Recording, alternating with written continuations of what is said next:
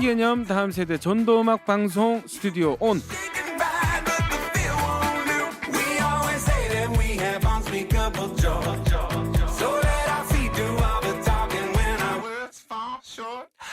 오른쪽 고막에 재미를, 왼쪽 고막에는 복음을 쏙쏙 심어드립니다. 여러분 모두 마음을 활짝 여시고 함께 출발해 보겠습니다. Here we go!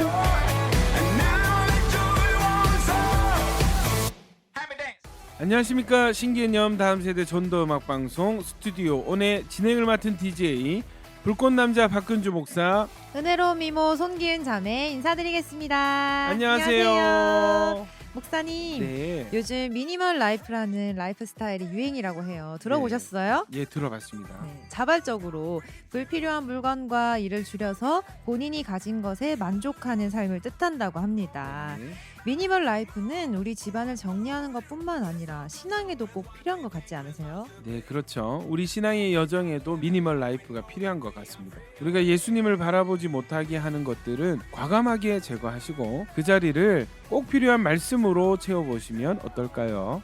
그리고 저희 스튜디오 온과 함께 토요일 밤 9시를 말씀과 묵상으로 그리고 아름다운 찬양으로 채워보시는 것도 너무 좋을 것 같습니다.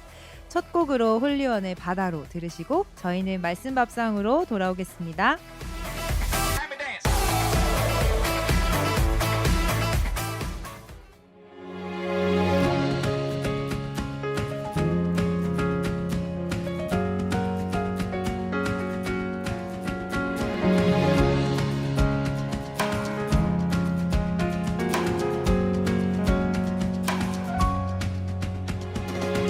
끝이 보이지 않는 망망한 저 바다, 차가운 파도에 더는 갈 수 없네. 그러나 나의 주 하나님 크신 은혜는 저 큰 바다보다 넓고 깊어. 언덕을 떠나서 창가에 배 띄워 내 주 예수 은혜의 바다로 내 맘 뻗쳐가라.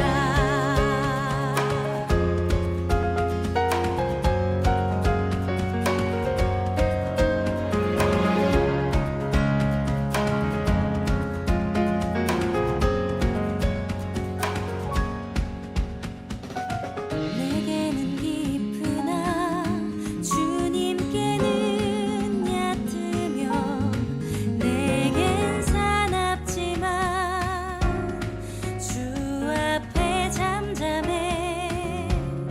저 바닷속으로 주저앉고 들어가 버린 주의 강한 손이 날 이끄시니.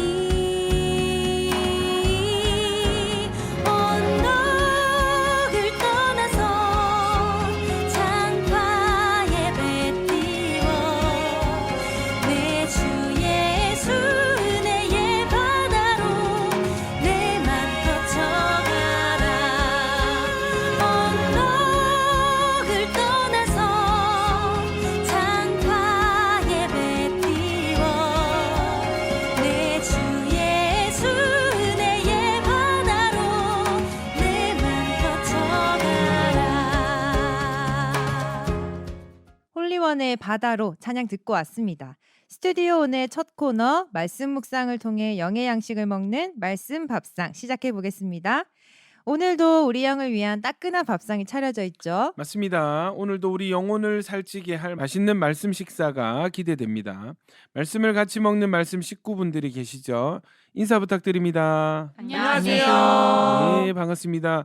자, 기은 자매님 오늘 함께 묵상할 본문은 어디인가요? 오늘 묵상 본문은 요한복음 8장 1절에서 11절 말씀입니다. 네, 말씀을 재밌고 생동감 있게 전달해 드리기 위해서 드라마 바이블로 준비했습니다. 함께 말씀 듣도록 하겠습니다. 요한복음 8장. 예수는 감람산으로 가시니라. 아침에 다시 성전으로 들어오시니 백성이 다 나아오는지라. 앉으사 그들을 가르치시더니 서기관들과 바리새인들이 음행 중에 잡힌 여자를 끌고 와서 가운데 세우고 예수께 말하되 선생이여, 이 여자가 간음하다가 현장에서 잡혔나이다. 모세는 율법에 이러한 여자를 돌로 치라 명하였거니와 선생은 어떻게 말하겠나이까? 그들이 이렇게 말함은 고발할 조건을 얻고자 하여 예수를 시험함이러라.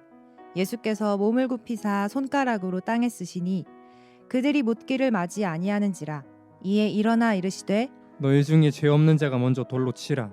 하시고 다시 몸을 굽혀 손가락으로 땅에 쓰시니 그들이 이 말씀을 듣고 양심의 가책을 느껴 어른으로 시작하여 젊은이까지 하나씩 하나씩 나가고 오직 예수와 그 가운데 섰는 여자만 남았더라. 예수께서 일어나자 여자 외에 아무도 없는 것을 보시고 이르시되 여자여, 너를 고발하던 그들이 어디 있느냐? 너를 정죄한 자가 없느냐? 대답하되 주여 없나이다. 예수께서 이르시되 나도 너를 정죄하지 아니하노니 가서 다시는 죄를 범하지 말라. 하시니라. 자, 오늘 묵상 본문은 간음하다가 붙잡혀온 여인이죠. 요한복음 8장 말씀 함께 듣고 돌아왔습니다. 어떻게 묵상 잘 해오셨나요? 제가 먼저 묵상 레시피 말씀드리고 나눔 이어가 보도록 하겠습니다. 오늘 본문 말씀은 요한복음 8장이죠. 배경이 어디냐면요, 성전 아니고요, 예수님이 앉아 계시고 주변에 예수님의 말씀을 들으러 나온 수많은 유대인들이 있었어요. 그런데 한쪽이 막 웅성웅성하는 거예요. 보니까 서기관들과 바리새인들이 누구죠? 종교 지도자들입니다. 음행 중에 잡힌 여자를 끌고 와서 가운데 세우고 다른 사람과 어떤 부적절한 관계에 있는 그 현장을 덮쳐서 이 여자를 그대로 끌고 왔어요. 그리고 예수께 말하되 이 여자가 간음하다가 현장에서 잡혔나이다, 이렇게 고발하는 것이죠. 근데 여러분, 레위기 20장 10절 우리 같이 한번 읽어볼까요? 시작. 누구든지 남의 아내와 간음하는 자 곧 그의 이웃의 아내와 간음하는 자는 그 간부와 음부를 반드시 죽일지니라. 그 간부와 음부를 반드시 죽일지니라. 무슨 말이냐면 간음하다가 붙잡혔으면 지금 여기에 남자도 끌려와야 되는 것입니다. 그런데 남자는 쏙 빼고 여자만 데리고 왔어요. 여자만 데리고 옴으로써 모든 책임을 여자에게 전가하는 약간 그런 분위기인 것 같아요. 본인들은 모세의 율법대로 이 여자를 죽여야 됩니다. 하지만 사실 여자만 데리고 온 상황 자체가 본인들은 율법대로 지키고 있지 않은 상황이에요. 예, 공의롭지 않게 여자에게만 불리하게 판결하고 있는 거예요. 이유가 뭐예요? 성경은 뭐라고 얘기하냐면 예수를 고발할 조건을 얻고자 하여 예수를 시험함이라 했어요. 지금 예수님이 율법대로 처리하지 않고 있습니다. 함정을 파는 것이죠. 그래서 만약에 여자를 돌로 치라 하면은 어떻게 되는 거예요? 예, 그렇지. 예수님은 죄인을 불러 회개시키러 왔다 했잖아요.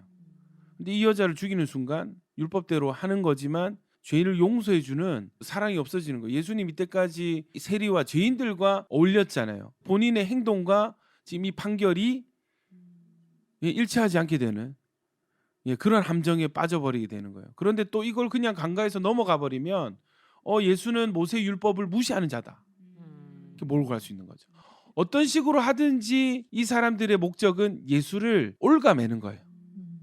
자, 예수님께서는 어떻게 하셨죠? 몸을 굽히사 손가락으로 땅에 쓰시니. 아무 말씀 없이 그저 몸을 굽혀서 땅에다가 글을 쓰시는 거예요. 이 글은 내용을 담고 있겠죠. 한참 글을 쓰시다가 일어나 이르시되 너희 중에 죄 없는 자가 먼저 돌로 치라 하시고 다시 몸을 굽혀 손가락으로 땅에 쓰시는 거예요. 여러분, 연결되는 모티브가 있는데 하나님이 손가락으로 글을 쓰신 적이 한 번 있습니다. 언제죠? 십계명. 그렇죠. 시내산에서 하나님이 첫 번째 율법을 주실 때 하나님이 직접 새기셨다 그랬어요. 그러니까 예수님의 행동은 마치 하나님이 처음 모세에게 계명을 주실 때처럼 예수님이 땅에 뭔가를 쓰시는데 이 글이 어떤 내용이었는지는 밝혀진 바가 없습니다. 그런데 유추해 볼 수 있는 것이 있죠. 9절에 보시면 그들이 이 말씀을 듣고 뭐를 느껴? 양심의 가책을 느껴. 그러니까 이 글의 내용은 그들의 양심을 자극하는 어떤 내용이었을 것 같아요. 그리고 너희 중에 죄 없는 자가 먼저 돌로 치라 했는데 사람들이 어떻게 됐어요? 어른으로 시작하여 젊은이까지 하나씩 하나씩 그 자리를 피하기 시작했어요. 동현 형제님, 네. 땅에 어떤 글이 쓰여져 있으면 양심의 가책을 받고 그 자리를 피하게 될까요? 뭔가 예수님께서 쓴 글에 제가 딱 저 상태이다라는 그런 느낌이 들면 저도 이제 양심의 가책을 느끼고 그 자리를 좀 떠나지 않을까. 그렇죠. 우리가 네. 보통 양심의 가책을 느끼는 순간이 언제예요? 마음에 숨겨진 어떤 것이 드러났을 때, 나에게도 해당되는 어떤 메시지를 들었을 때 양심의 찔림을 느끼잖아요. 이 글이 아마 그런 내용이었던 것 같아요. 그러면서 중간에 예수님이 너희 중에 죄 없는 자가 돌로 치라 했으니까 아마 이 듣는 주변 사람들의 죄와 관련된 어떤 내용이 쓰여졌지 않았을까 유추해 볼 수 있는 거죠. 그 주변에 있는 사람들의 모든 죄를 주님이 쓰기 시작하셨을 것이다 라고 유추하는 신학자들도 있습니다. 그래서 이 글이 쓰여지는 동안에 결국 모든 사람이 다 떠났습니다. 그래서 예수께서 일어나사 여자 외에 아무도 없는 것을 보시고 여자야 너를 고발하던 그들이 어디 있느냐 너를 정죄한 자가 없느냐 대답하되 주여 없나이다. 예수께서 이르시되 나도 너를 정죄하지 아니하노니 가서 다시는 죄를 범하지 말라 하시고 이 상황이 종결이 됩니다. 자, 이 사건 이후에 결론으로서 12절 보시면 예수께서 또 말씀하여 이르시되 나는 세상의 빛이니 나를 따르는 자는 어둠에 다니지 아니하고 생명의 빛을 얻으리라 하십니다. 본인을 빛으로 소개를 하시는 거죠. 빛은 어둠을 비추잖아요. 그래서 나를 따르는 자는 빛을 따르는 자들인데 그들은 어둠에 다니지 아니하고 생명의 빛을 얻는다고 했습니다. 지금 어둠에 있다가 빛으로 나온 사람이 누구예요? 이 여인, 가늠한 여인. 어둠 속에서 몰래 죄를 짓다가 지금 드러나서 세상의 빛이신 예수님 앞에 서게 되는 거예요. 그래서 예수님의 용서를 얻게 되고 그리고 생명의 빛을 얻게 되고 가서 다시는 죄를 짓지 마라 이렇게 말씀을 듣게 되는 것이죠. 우리도 마찬가지입니다. 우리는 땅에 쓰신 글씨가 아니라 책에 쓰신 글씨 말씀을 읽을 때 빛이 비춰지게 되고 조명하심이 있어서 아 나도 죄인이구나 이런 나를 위해서 예수님이 이 땅에 오셨구나 깨닫게 되는 것이죠. 자기 죄를 깨닫는 자마다 회개할 수 있는 은혜를 우리에게 주셨습니다. 그래서 회개는 뭐예요? 용서받았기 때문에 또 그 죄를 지어도 되는 것이 아니라 용서받았기 때문에 다시는 그 죄를 반복해서 짓지 않는 것. 그것이 주님께서 요구하시는 진정한 회개라는 것을 알 수 있는 것이죠. 자, 우리 돌아가면서 묵상 나눔 한번 해보도록 하겠습니다. 누가 먼저 해보실래요? 동현 형제님. 네, 저는 오늘 본문을 읽으면서 가늠한 여인이 많은 사람들 앞에서 현행범으로 잡혔잖아요. 네. 그러다 보니까 엄청난 수치심과 죄책감을 많이 느꼈을 것 같아요. 그리고 예수님과 단 둘이 남았을 때 왠지 저였으면 아 이제는 진짜 혼나겠구나. 왜냐하면 네네. 예수님께서 충분히 이 죄를 심판하시고 정죄하실 수 있는 권한이 계신 분이시잖아요. 그렇죠. 그래서 아 이제 제대로 혼나겠구나 했는데 그때 예수님께서 하시는 말씀이 나도 너를 정죄하지 아니하노니 가서 다시는 죄를 범하지 말라 이렇게 말씀하셨을 때 네. 만약에 제가 가늠한 여인이었다면 정말 이 감동을 받았을 것 같아요. 예수님한테 너무 감동을 받아서 정말 제 안에서 우러나오는 회개라고 해야 되나? 무서워서 죄를 더 안 짓겠다가 아니고 아 예수님이라는 분이 나한테는 너무 고마운 분이시고 감사하고 감동이 되어서 정말 이제 똑같은 죄를 안 지을 것 같은 생각이 드는 거예요. 저도 이제 제가 이제 죄를 지었을 때는 항상 뭔가 죄책감에 눌리거나 이럴 때가 많은데 뭔가 오늘 본문 말씀 읽으면서 예수님께서는 너무나도 나를 사랑하시고 나를 정죄하시려고 계신 분이 아니라 나를 정말 좋아하시기 때문에 죄를 더 이상 안 짓게 하시려고 하시는 그런 분이시구나 하면서 뭔가 그 예수님에 대한 어떤 따뜻함 그런 거를 좀 많이 느꼈던 것 같습니다. 네. 예수님에 대한 따뜻함. 예, 좋습니다. 네, 저희는 여기서 찬양 한 곡 듣고 나눔 더 들어보겠습니다. 달빛 마을의 정죄함 없네. 정죄함 없네 정죄함 없네 예수 안에 있는 자 정죄함 없네 늘 승리하네 늘 승리하네 예수 안에 있는 자 늘 승리하네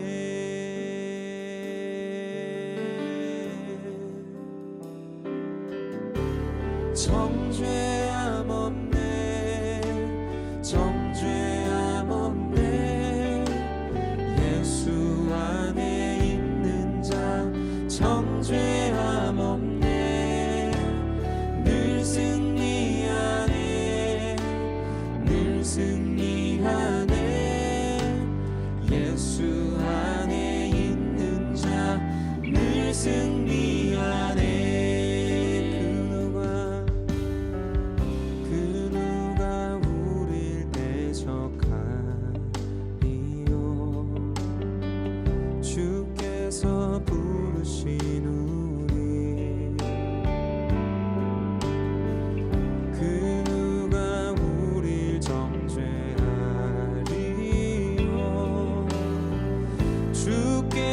주께서 택하신 우리 정죄함 없네 정죄함 없네 예수 안에 있는 자 정죄함 없네 늘 승리하네 늘 승리하네 예수 안에 있는 자 늘 승리하네 그 누가 우릴 대적하리요 주께서 부르신 우리 그 누가 우릴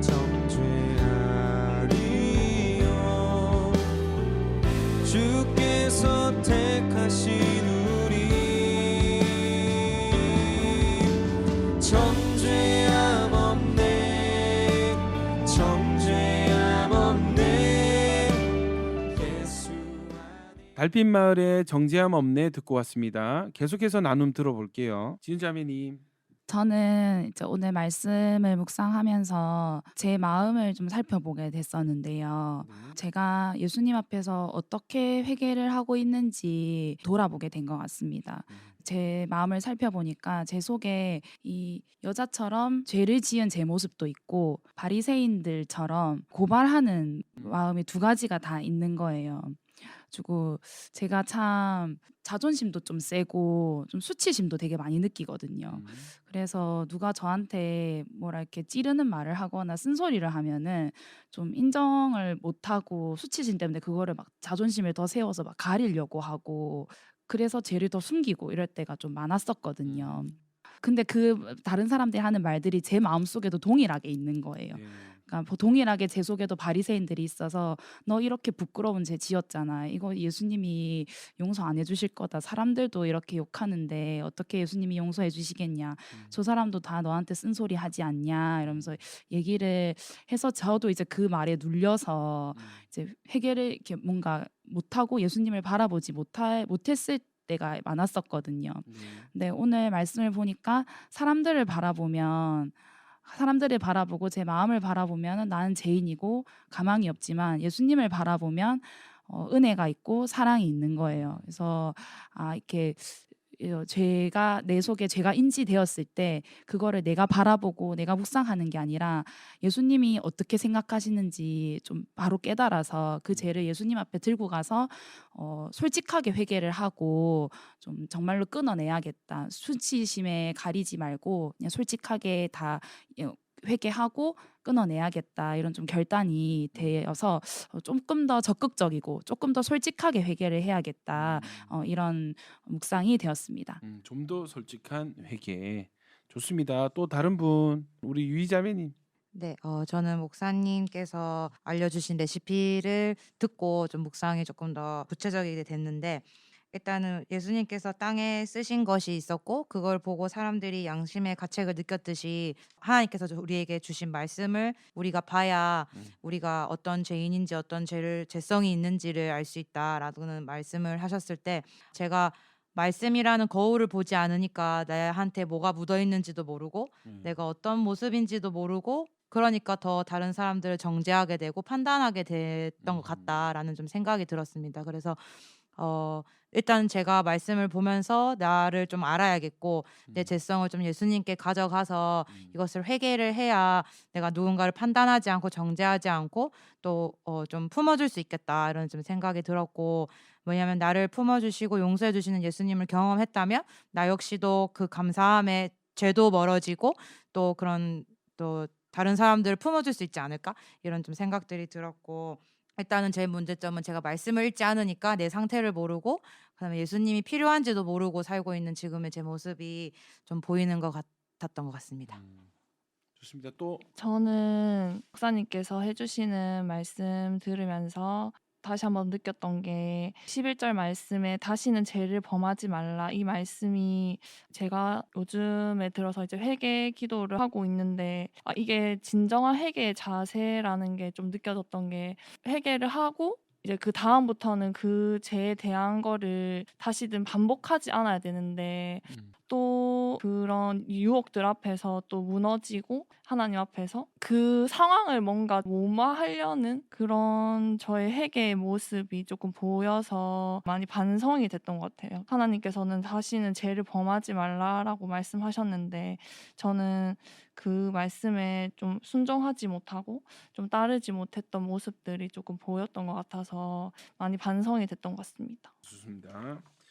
그 오늘 밥송 소개는 제가 한번 드리도록 하겠습니다. 제목은 이 박종호님의 바닥에 새긴 사랑입니다. 바리새인은 이 여자를 죽이려고 또 혹은 이 예수님을 고발할 조건을 찾으려고 이 시험하려는 목적으로 여자를 데리고 왔잖아요. 근데 예수님이 땅에 쓰신 글씨는 결국은 이 여자를 살리기 위한 글이었어요. 이해되시죠? 바리새인들은 모세 율법을 들먹여서 하나님이 처음 쓰신 글이죠. 이 여자를 죽이려고 했고 예수님은 똑같이 하나님처럼 바닥에 글을 쓰셨는데 그 글은 결과적으로 이 여인의 죄를 사하고 구원하는 글이 되었어요. 그 이 본문을 읽고 조금 오래된 노래입니다만은 어떤 분이 묵상을 하셨을 때 이것은 바닥에 새긴 이 여인을 향한 사랑이었다.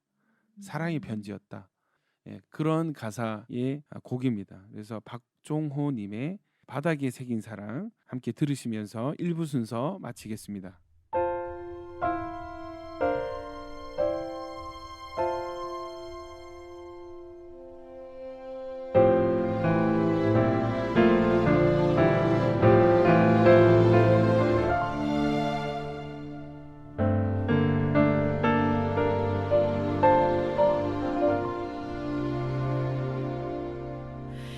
평균이란 말을 생각해 본 적 있니?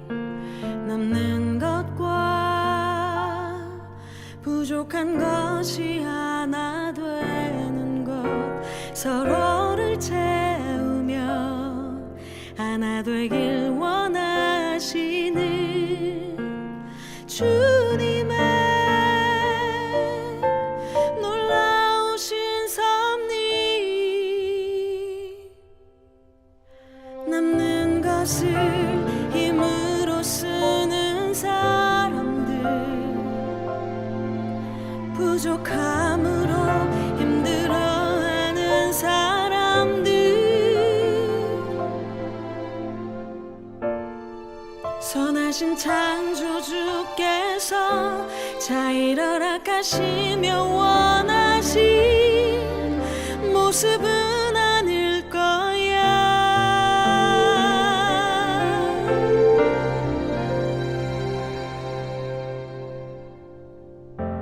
남는 사람들과 부족한 사람